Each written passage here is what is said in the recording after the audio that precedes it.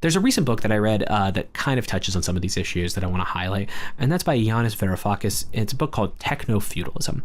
So in this book, Varoufakis thinks that we have moved past capitalism in a world where ownership of capital is what determines your power, and we've moved into something that he calls cloud capitalism, but he also sometimes calls it techno-feudalism.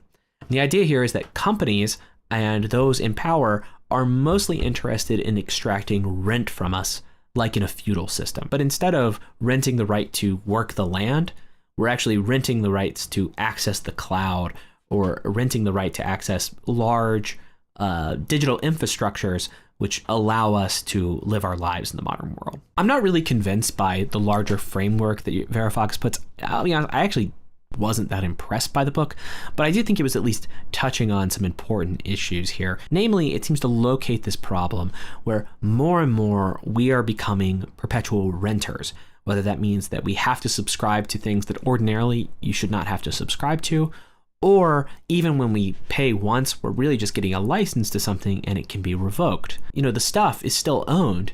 It's just not owned by large swaths of people. It's mostly owned by corporations. Could you imagine a world where you have to subscribe to your toaster and your microwave and your oven? With the rise of smart devices and things, I don't think that world's that far away. Everybody laughed when people said that they were going to make you subscribe to features in your car. That is now just a thing that automobile manufacturers do. Could you imagine Amazon eventually saying, hey, it's great that you bought those books on your Kindle, but if you want to access your Kindle in the future, you're going to have to pay a $3 subscription.